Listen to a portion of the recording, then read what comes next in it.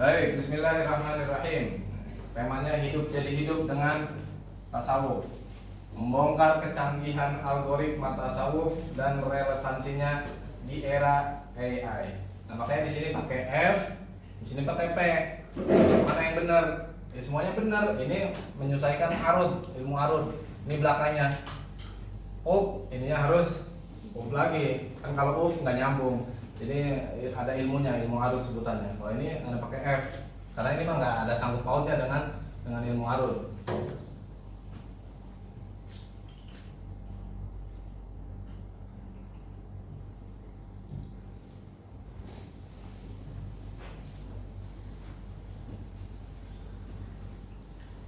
Di dalam agama kita itu ada 3 planet besar yang harus kalian miliki. Seorang muslim itu harus memiliki 3 planet ini. Tapi ada poros utamanya. Ini poros utamanya adalah iman. Kenapa maksud poros utama? Besar.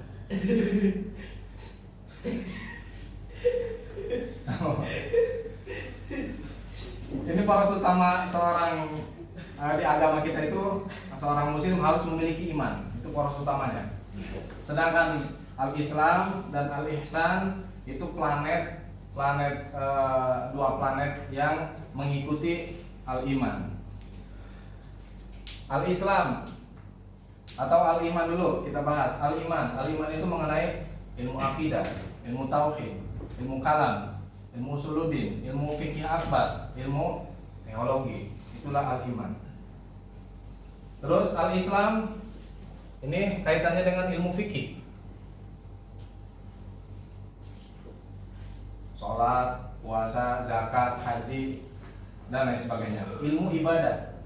Ibadah yang sifatnya zahir atau eksoteris. Hanya jasad saja. Hanya anggota badan. Makanya disebut ibadah zahir. Puasa, sholat, zakat, dan sebagainya itu ibadah zahir. Itu rotasinya dalam al-Islam atau rukun Islam.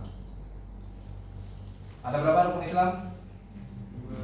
Rukun ada 5. Maka ketika ada satu orang atau satu golongan yang menyatakan rukun Islam itu ada 11, ada nggak yang menyatakan itu? Ada. Di Sulawesi yang mengatasnamakan tarekat. Nah, inilah tarekat yang sesat. Tapi bukan semua tarekat itu sesat, enggak. Nanti kita akan bahas tentang mengenai tarekat. Tapi itu jelas mengatasnamakan tarekat, tapi tarekatnya sesat dan sudah difatwa sesat oleh MUI. Tarekat di Sulawesi, ada yang tahu? Baru kemarin bulan puasa tuh ramai, sudah diciduk orangnya, pemimpinnya perempuan lagi di Parepare, Sulawesi kalau nggak salah Parepare. Tarekat Analoloa, rukun Islamnya ada 11. Terus jamaahnya harus membeli pusaka untuk tiket masuk surga. Nah, inilah yang termasuk dia bid'ah tapi bid'ah yang sayyi'ah, bid'ah yang sesat. Karena menyalahi Al-Qur'an, menyalahi Al-Hadis, menyalahi rukun Islam.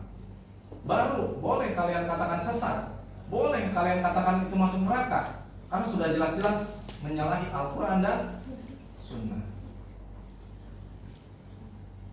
Yang ketiga al-ihsan. Ini udah satu lagi kurang lengkap ini. Iman ada, ihsan ada, Islam yang nggak ada. Al-ihsan itu mengorbitnya di tasawuf. Dan di dalam koridor ranah ilmu tasawuf tidak ada membahas al-ihsan itu di ilmu fikih, nggak bakal dibahas di kitab Safinah, di kitab Kasyifatus saja nggak ada dibahas tentang tasawuf ini, karena ini tasawuf orbitnya ihsan, al-ihsan. 3 planet ini itu ada terambil dari sumber hadis tentang malaikat Jibril bertanya kepada Nabi Muhammad tentang rukun Islam, rukun iman, terus ihsan itu apa, rukun iman itu apa, Islam itu apa. Tasawuf atau ihsan ini disebutnya ibadah batin, esoteris. ibadah mengenai hati, batin. Bagaimana seseorang itu mempunyai hati tawadu, tidak sombong, dermawan, rendah hati, punya sifat rahmat dan lain sebagainya. Itu orbitnya ihsan. Nggak bakal dibahas di kitab fikih itu tentang tawadu dan lain sebagainya, nggak bakal dibahas. Ada kitabnya sendiri, kitab tentang tasawuf. Begitupun mengenai sholat, puasa dan zakat nggak bakal kalian temukan di kitab tasawuf. Kitab tasawuf itu seperti Ihya Ulumuddin karya Imam Ghazali, Bidayatul Hidayah karya Imam Ghazali, Sirul Asrar karya Syekh Abdul Qadir Jailani dan lain sebagainya. Itu kitab tasawuf. Sedangkan kitab fikih itu seperti Safina yang kita pelajari di sini, At-Tadhib yang diajarkan Ustaz Huda, itu kitab fikih tentang. Nah, sedangkan yang pernah ajarkan kitab Aqidatul Awam, nah ini ranahnya, ranah iman. Dibahas nggak di Aqidatul Awam itu tentang sholat? Enggak bakal ada pembahasan. Ini tentang mengenai iman, karena itu ilmu akidah, makanya disebut Aqidatul Awam. Kenapa ini orbit besarnya al-iman itu? Karena seorang muslim ketika planet Islam atau planet ihsan itu tidak ada, artinya tidak dilakukan, tidak dikerjakan, maka tidak menggugurkan keimanannya. Dia tetap seorang yang mukmin dan berhak masuk surga. Begitupun ihsan. Ada seseorang yang mengatakan, oh saya nggak mau tasawuf, alergi, saya nggak mau tasawuf. Begitu. Saya nggak mau bertarekat, alergi sama tarekat. Udah saya mah Islam aja, saya mah sholat aja, puasa dan sebagainya. Maka hilanglah dia, katakanlah dia hilang, tidak melakukan al-ihsan. Tidak ada planet ihsan yang ada dalam dirinya, hanya iman dan Islam. Maka dikatakan mukmin atau tidak? Tetap dikatakan mukmin. Dan berhak masuk surga tidak? Berhak masuk surga. Kebalikan, misalkan dia hanya ihsan saja, hanya bertasawuf. Dia tidak berislam, tidak sholat, tidak puasa, tidak zakat. Apakah dia tetap seorang mukmin? Orang nggak ada yang sholat, nggak sholat, nggak puasa. Apakah dia seorang mukmin tetap? Tanda kutipnya maksudnya tetap dia meyakini bahwasannya sholat itu fardu, puasa itu fardu. Tapi dia mungkin malas, mungkin belum dikasih hidayah, belum dikasih taufik, akhirnya dia nggak sholat, nggak puasa. Banyak nggak umat muslim yang begitu? Banyak nggak? Banyak, ada. Tapi apakah dia statusnya masih seorang mukmin? Masih. Tapi dia mukmin yang berdosa atau fasik atau munafik dan lain sebagainya. Jadi tetap dia berhak masuk surga, hanya masih ada komanya, hanya mungkin orang yang tidak melaksanakan rukun Islam, tidak melaksanakan al-ihsan, ya mungkin mampir dulu ke neraka.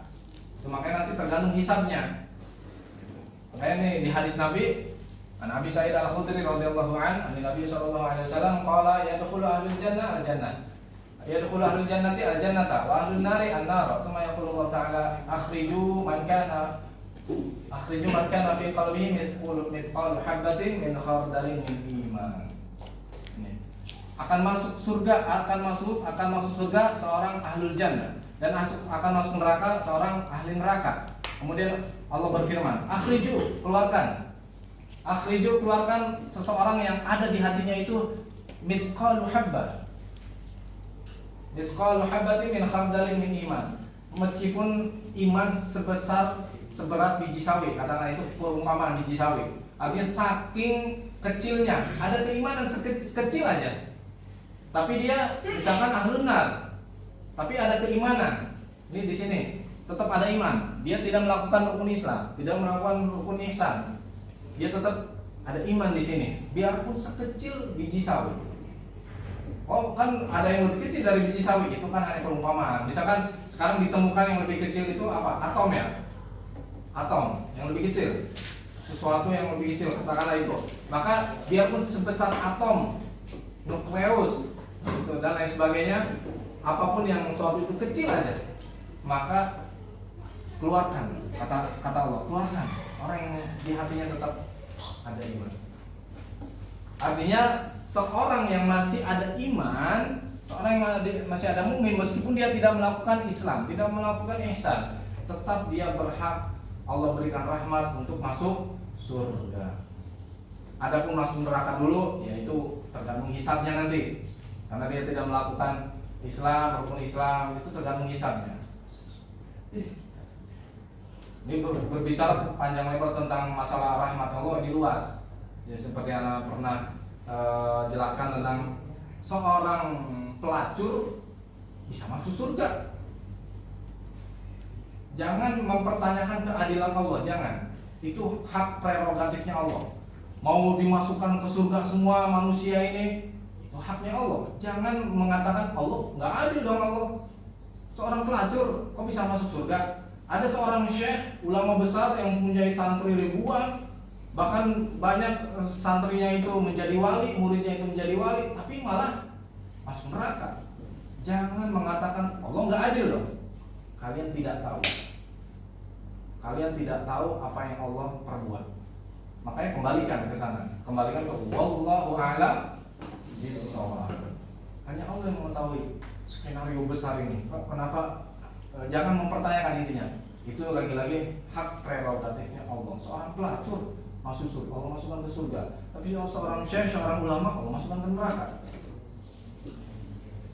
Seorang pelacur ada riwayatnya yang memberi minum seekor anjing, itu seekor anjing, seorang binatang yang dikenal najis, dikenal haram untuk dimakan, terus hanya memberi minum.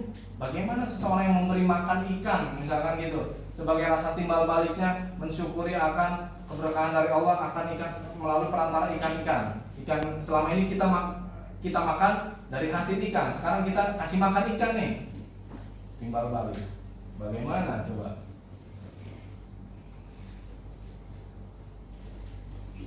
Oke, sampai sini paham dong? Next.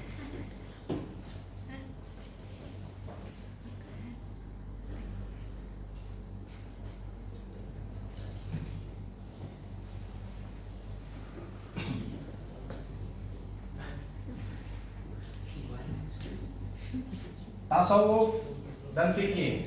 Tadi rukun Islam itu fikih. Inilah sayap kanan, katakanlah sayap kanan agama.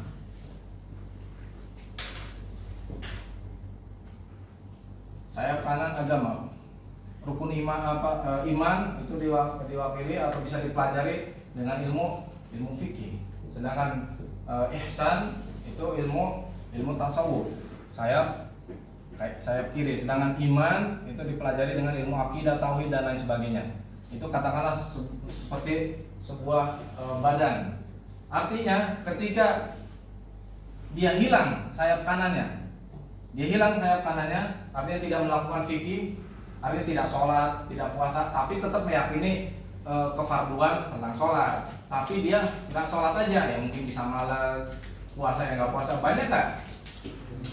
Banyak umat muslim yang tidak sholat, tidak puasa. Tapi kita jangan langsung menjudge, ente nggak sholat, masuk neraka ente nggak sholat. Hati-hati terhadap pernyataan. Bisa jadi Allah langsung membalikkan hati kita menjadi seorang yang kafir, menjadi seorang yang murtad, dan membalikkan hati dia menjadi seorang yang mukmin, seorang yang taat beribadah. Apa yang terjadi? Maka jangan sembarangan menjudge orang. Harus punya satu rahmat. Oke, dia salah, tetap dia salah. Kita katakan salah, dia tidak melakukan sholat, tapi jangan kita judge. Ente nggak sholat gitu. Iya, malas nih. Oh, neraka ente, masuk neraka ente. Hati-hati. Gitu. Jadi harus punya kasih sayang. Artinya tetap kita ajak. Ayo atau sholat bro, gitu friend. Ini kan kewajiban kita. Kan umur nggak ada yang tahu. Nanti khawatir gitu kan, tiba-tiba wafat. Terus kita dalam keadaan nggak sholat, gitu, masih nggak mengerjakan rukun Islam, itu khawatir kita sulh khotimah. Itu pelan-pelan, karena dia masih seorang yang mukmin. Nih di hatinya masih ada. Kecuali beda, kalau imannya hilang, ini planet besarnya tadi, planet besarnya hilang, imannya itu hilang, ini sudah jelas, udah bukan Islam lagi, udah bukan mukmin lagi, dan nggak berhak masuk surga. Bahkan nanti akan masuk neraka abadal abidin, mudaharad dahirin, selama-lamanya. karena udah nggak ada iman. Kalau udah nggak ada iman, berarti dia udah keluar dari agama Islam, dan statusnya udah bukan lagi mukmin, tapi sudah kafir, murtad dan lain sebagainya. Nah, tasawuf pun begitu, ini sayap kiri. Maka ini seperti dua sayap yang harus ada. Kalau salah satunya tiada, bisa nggak burung itu terbang ke angkasa? Nggak bisa. Burung itu bisa terbang karena ada dua sayap ini. Salah satunya hilang ya, apalagi dua-duanya. Tapi apakah misalkan sayapnya ini hilang dua-duanya, burung ini masih hidup nggak? Kemungkinan masih hidup, karena badannya masih ada, imannya masih ada. Tapi kalau salah satu sayapnya hilang, dia nggak bisa terbang, dia nggak bisa usul. Ibaratnya terbang ke langit, nggak bisa usul. Usul itu mencapai mengenal Allah, ma'rifat. Nah itu bahasanya nanti ma'rifat. Proses usul, dia nggak bisa mencapai ketinggian. Artinya bukan berarti Allah ada di langit, bukan. Allah ada di atas, bukan. Artinya ini dianalogikan burung. Artinya burung nggak bakal bisa terbang ke langit, nggak bakal bisa usul, nggak bakal bisa terbang usul untuk mengenal Allah. Makanya kata Imam Malik rahimahullah taala. Nah ini ada pembelajaran juga tentang adab dalam menulis. Ini kalau menulisnya begini, ini kenapa anak kok nggak ke bawah? Harusnya kan ke bawah. Ini kok ke atas? Karena ini ada lafaz pada Allah. Maka jangan diletakkan di bawah. Kalau Imam Malik terus ke bawah, terusannya rahimahullah taala, maka kurang adab. Ini mengenai adab. Makanya di atas. Sama seperti Muhammadur Rasulullah. Misalkan nulisnya vertikal. Misalkan nulisnya vertikal. Muhammad Rasulullah vertikal begini, dan ini sempit ruangannya, maka jangan tulis begini. Ini salah, khata, wrong. Harusnya Muhammad Rasulullah.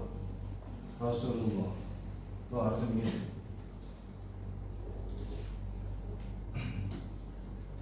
Oke. Kata Imam Malik, kalau Imam Malik rahimahullah taala, berkata Imam Malik yang punya madhab Maliki, wa man tasawwafa wa lam yatafaqaha faqad tazandaqa.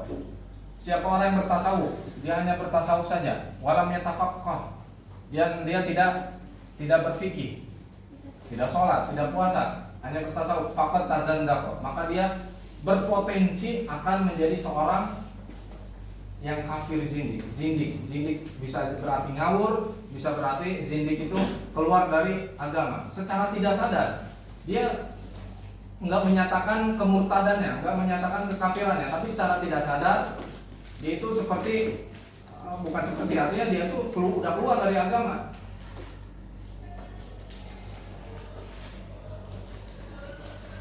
Itu contohnya yang mengatasnamakan tarekat An-Nawawi mengatakan rukun Islam ada 11.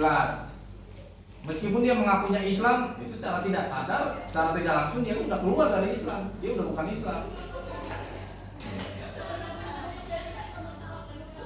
Kebalikannya, waman tafaqqaha, siapa orang yang berfikih. Siapa orang yang berfikih walam yatasawwaf, tapi dia tidak bertasawuf, faqad tafassaqa, maka dia akan berpotensi menjadi seorang yang fasik, munafik. Contoh, sholatnya rapi, sesuai aturan fikihnya rapi, dan dia tahu rukun-rukun sholat, rukun-rukun wudhu, wajib wudhu dan lain sebagainya, dia tahu rapi. Tapi di hatinya nih, karena dia nggak bertasawuf. Bertasawuf ini mengenai hati. Dia nggak muhasabah hatinya. Pas Allahu Akbar, di hatinya udah bercampur aduk penyakit hati. Di sini nempel semua. Misalnya penyakit ria, sum'ah, pengen pamer supaya dibilang ahli ibadah, ahli sholat jamaah, ahli baca Quran, dan lain sebagainya. Nih. Maka faqad tafassaqa. Dia berpotensi sebagai seorang yang fasik. Sah sholatnya, sah, gugurlah kewajibannya, tapi tidak berpahala, tidak diterima oleh Allah Subhanahu wa Ta'ala.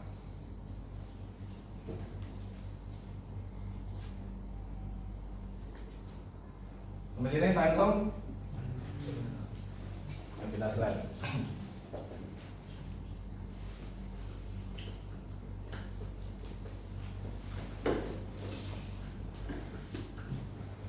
Nah sebetulnya hampir sama, cuman ini lebih berjarak lebih lengkap aja, lebih lengkap. Ini rukun iman, ini bermuaranya tetap ke ini planet besarnya.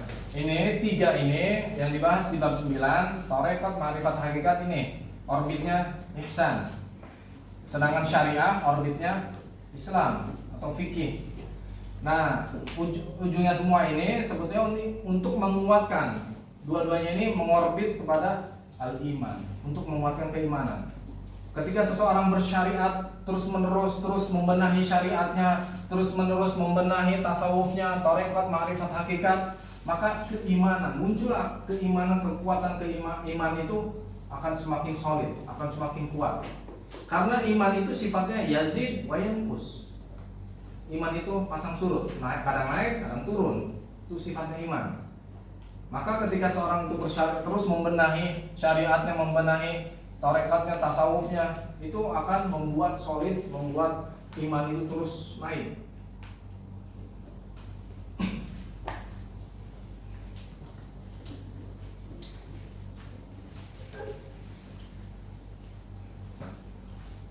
Nah, ini dalil-dalilnya jelas. Jadi ketika ada seseorang, ada satu golongan yang menyesatkan tarekat, hakikat, ma'rifat, dari mana kita menyalahi? Syariat ini udah pasti dia juga. Kalau syariat dia tidak menyesatkan, jelas. Cuma jangan ala syariati minal amri fattabi'na wa la tattabi' ahwaladzina la ya'lamun. Ini enggak jelaskan ya, karena ada di buku terjemahannya, silakan kalian baca karena waktunya udah sempit. Ini tariqah. Wa alla istaqamu ala tariqah.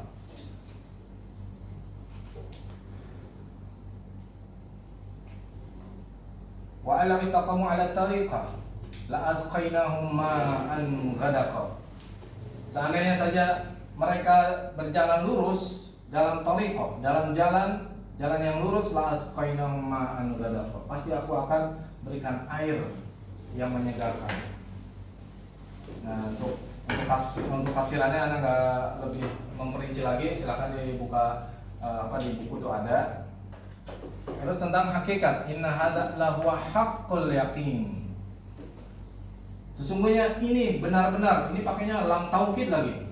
Ada lam taukidnya di sini nih. Tuh, ada sebutan lam taukid, nun taukid. Ini juga huruf taukid. Inna, ini taukid artinya benar-benar sungguh-sungguh.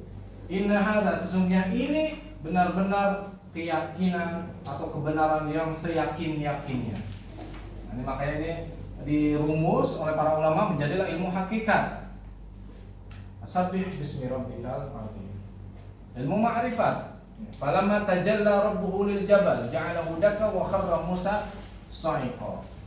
Tapi jangan dipahami bahwasanya ini kan falamma, ketika tajalla muncul jelas nampak rabbuhu Tuhannya bil jabal kepada sebuah gunung, ja'alahu dakka, menjadikan gunung itu hancur lebur.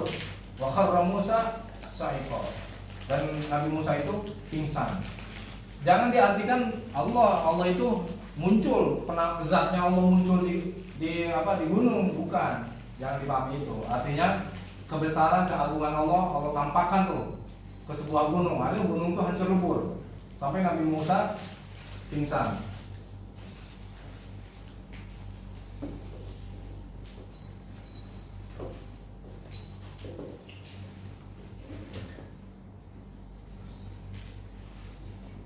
Ini untuk memberi pemahaman kalian supaya masuk akal. Tadi kan secara dalil, secara akli, secara nakli. Ini secara akli, supaya kalian bisa mengcounter ketika ada satu golongan yang menyatakan tarekat, hakikat, ma'rifat sesat. Kalian bisa mengcounter, bukan begitu pemahamannya, bukan sesat, tidak sesat.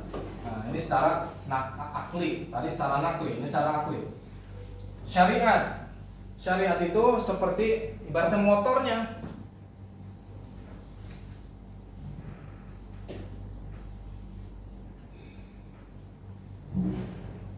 Syariat itu seperti motornya. Maka bagaimana orang itu bisa finish, bisa ma'rifat tanpa punya motor, tanpa bersyariat? Gak bisa. nggak bisa tadi di slide itu nggak bisa loncat. Jadi anak tangga itu harus dilalui sesuai dengan tingkatannya. Nggak bisa seorang rider itu, seorang rider salik sebutannya, salik atau murid, seorang yang menempuh suluk, menempuh res, menempuh untuk pengenalan kepada diri Allah, pada Allah. Ini nggak bisa tanpa punya motor, tanpa bersyariat, nggak bakal bisa finish. Misalkan pakai jalan kaki, lari gitu, saya mah bisa lari juga finish, boleh nggak? Ini di dalam MotoGP nih, boleh nggak? Ya nggak boleh, menyalahi aturan MotoGP. Jangankan orang jalan kaki, lari gitu, pakai motor yang berbeda aja bakalan didiskualifikasi. Kemarin Maverick Vinales aja gara-gara dia menyalahi aturan MotoGP tekanan ban saja itu harusnya maksimal itu 27 PSI. Dia menyalahi aturan, melanggar jadi 30 PSI. Yang tadinya dia podium 2 langsung didiskualifikasi, melorot beberapa detik, yang pada akhirnya dia podium 12. Ada aturannya, MotoGP juga ada aturannya, bro. Gitu. Jadi harus bersyariat, harus punya motor. Motornya juga syariatnya juga harus sesuai aturan MotoGP. Syariatnya harus sesuai ketentuan agama, ketentuan Al-Quran dan Sunnah, dan juga ijma ulama dan qiyas. Ada aturannya. Kalau di madhab, bukan di madhab, artinya di agama itu harus ada 4 aturan kan, Al-Quran, hadis. Kalau nggak ada di Al-Quran, di hadis, ijma ulama. Kalau nggak ada ijma juga, qiyas. Ini banyak, karena nggak berbicara tentang masalah 4 pondasi hukum agama ini. Di aturan di MotoGP aja ada aturannya. Motor tidak, apalagi motornya misalnya pakai motor Scoopy yang cuma 110 cc, ini motor 1000 cc, dia pakainya boleh, saya mau pakai Scoopy aja dah, langsung diusir langsung, bukan hanya didiskualifikasi. Nah, harus punya motor, tidak terhenti harus hanya punya motor, tapi harus paham, harus ngerti bagaimana cara mengendarai motornya. Inilah Thoriqah. Thoriqah itu adalah distributor daripada syariat. Bagaimana seorang bersyariat dengan sesuai dengan kaidah ketentuan daripada agama, dengan komprehensif, dengan sebagus-bagusnya, seindah-indahnya. Inilah Thoriqah, cara berkendara. Ya kalau seorang Francesco Bagnaia, Maverick Vinales, Fabio Quartararo, Marc Marquez, Alex Marquez, Franco Morbidelli, Paul Espargaro tidak tahu cara berkendara, bagaimana dia bisa finish? Jadi harus tahu cara berkendara. Tahu inilah Thoriqah. Lanjut, dia tahu ini seorang rider udah punya motornya, udah bersyariat, udah punya Thoriqahnya, cara berkendara udah tahu, udah dilatih oleh seorang mursyid, coach, rider coach, namanya mursyid. Guru, ustad. Nah, mursyid ini nggak sembarangan juga, karena nggak berbicara panjang lebar tentang kualifikasi mursyid itu bagaimana. Yang penting istilah saja, ini mursyid. Guru itu, guru dalam Thoriqah itu mursyid sebutannya. Berbeda dengan guru dalam syariat. Dalam syariat kan biasa seperti Ustadz Buddha, Ustadz Boji, itu kan guru dalam syariat, dalam agama. Tapi nanti dalam Thoriqah ini harus ada kualifikasi lagi, spesial, beda. Nah, sudah punya motor, sudah cara tahu berkendara, dia harus melakukan hakikat. Setelah ini dia akan melakukan hakikat lintasan sirkuit. Baru hakikat itu satu zaw. Hakikat itu zaw. Secara hakikatnya itu rasa, tentang rasa hakikat itu. Ketika seorang rider itu melahap 27 lap lintasan sirkuit, dia akan merasakan betapa jantung berdebarnya. Itu kalau di liputan TV itu ada, kalau orang lagi bersenggolan, seorang rider ini saling mengovertake, saling bersenggolan, ini ada logo hati, jantung, detak jantungnya diukur, itu luar biasa tuh, akurat detak jantungnya berapa. Itu ketika seorang rider itu mengovertake, saling side by side, saling penyalip, itu diukur. Nah, itulah rasa. Ternyata seorang Francesco Bagnaia, seorang rider ini yang tadinya sebelum MotoGP itu motor tuh yang hanya 500 cc, motornya pindah naik tingkat ke MotoGP 1000 cc itu berbeda ternyata, sensasinya beda. Nah itulah hakikat. Ketika seorang sudah melahap lintasan sirkuit baru dia merasakan, oh ternyata begini. Selama ini si rider itu Francesco Bagnaia hanya melihat tayangan aja, oh MotoGP begini ya, tapi dia belum merasakan, hanya baru teori. Itulah hakikat. Setelah hakikat lintasan sirkuit ini 27 lap sudah dilahap, barulah dia makrifat akan mencapai finish. Makrifat ini keseluruhan daripada apa yang sudah dilakukan, syariat, tarekat, hakikat, baru dia makrifat. Oh ternyata sudah finish. Beginilah rasanya kalau udah makrifat. Beginilah rasanya udah finish. Campur bahagia, campur sedih, campur detak jantung yang begitu kuat, berdebar adrenalin yang terus dipompa dan lain sebagainya. Itulah baru. Beda nggak coba seorang rider yang di lapangan langsung terjun dengan seorang penonton yang ada di tribun? Beda nggak rasanya? Ya jelas beda. Meskipun di tribun itu orang mendengar suara gaharnya knalpot MotoGP, jelas beda. Nggak bisa digambarkan rasa itu. Coba bisa nggak digambarkan rasa manis dengan warna, dengan bentuk, bisa nggak? Rasa takut, rasa bahagia, rasa senang, rasa jantung berdebar, adrenalin terpompa, bisa nggak digambarkan? Ya paling digambarkan secara simbol doang nih, jantung begini, hanya sebatas penggambaran.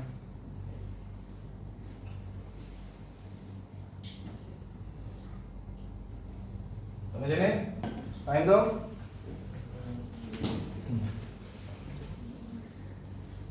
Nah, ini tahapan torekot juga ini orang nggak langsung bisa makrifat menjalani syariat tuh bisa langsung makrifat, nggak bisa. Torekot aja bertahap.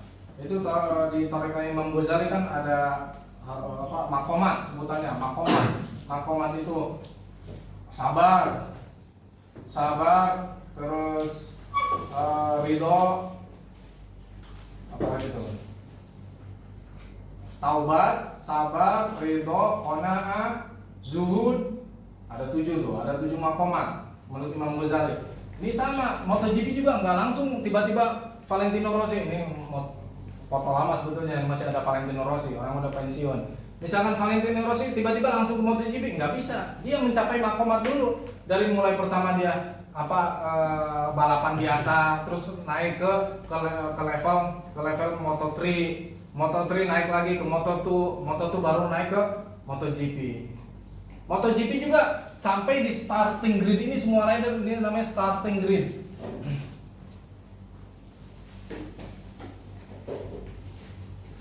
Seorang rider ini sampai ke starting grid ini pencapaiannya nggak langsung tiba-tiba di sini, nggak bisa. Dia melaksanakan pencapaian makomat dari makomat free practice 1, lanjut ke free practice 2, lanjut ke 3, terus lanjut kualifikasi 1, kualifikasi 2. Baru dia mendapatkan starting grid di sini.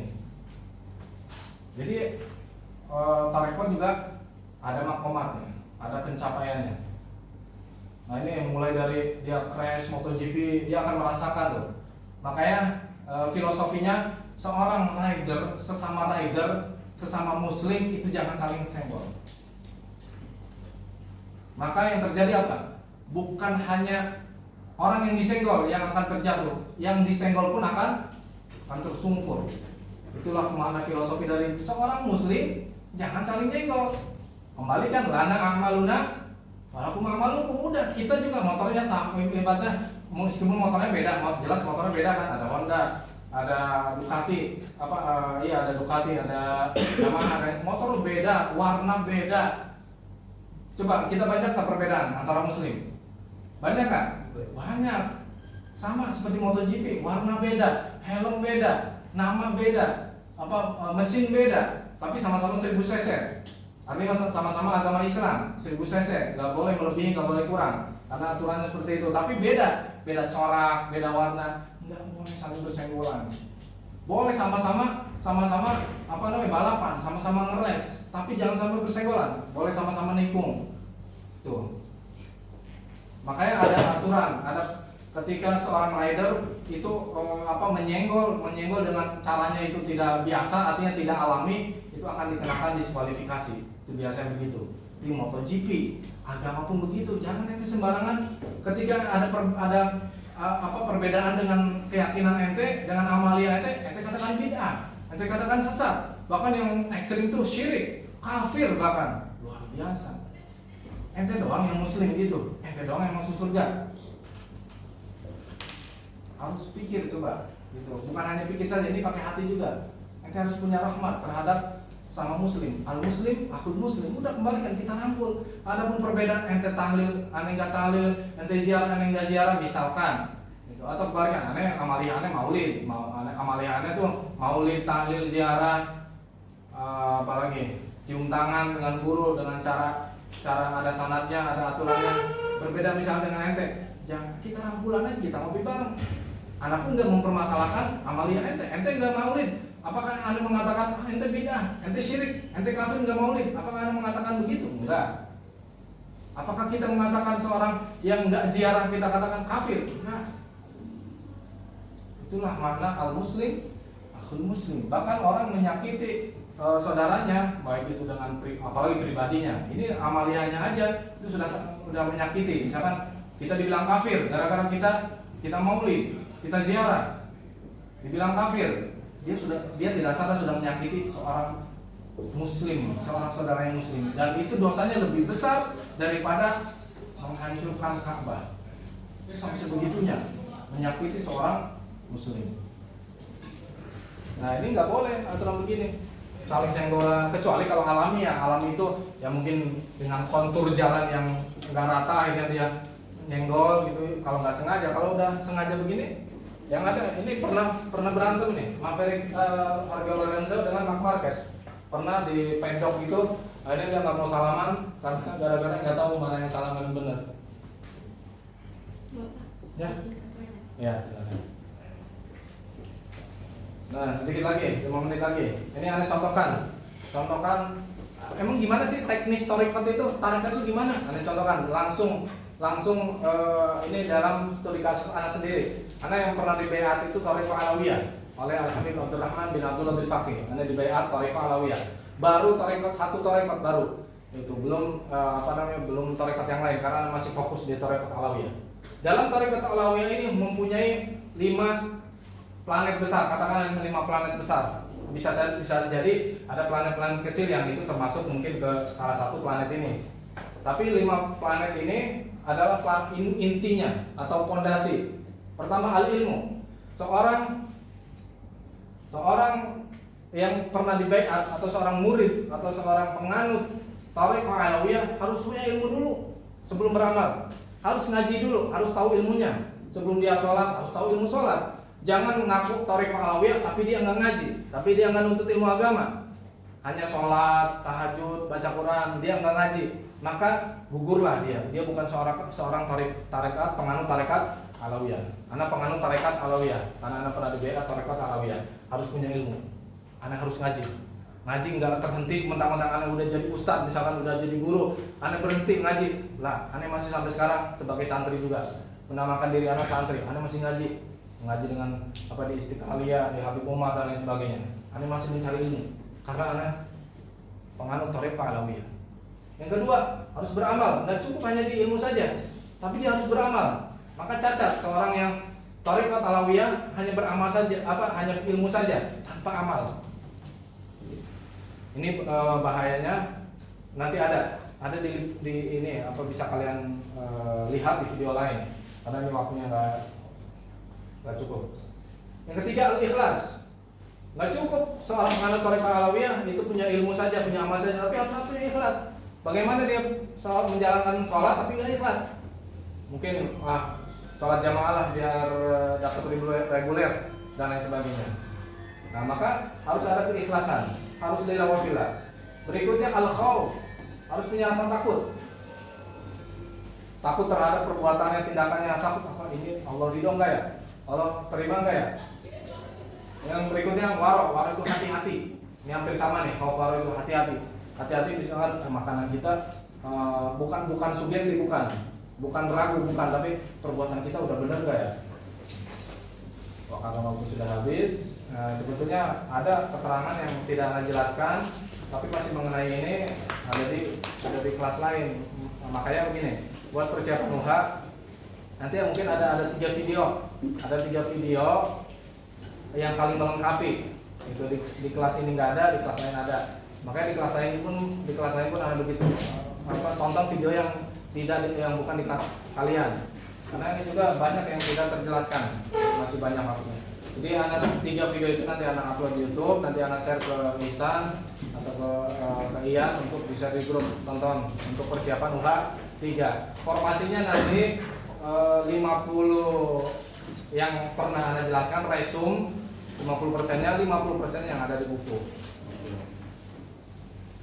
Soalnya ada 50. Oke, cukup. Baca kafaratul majlis. Assalamualaikum warahmatullahi wabarakatuh.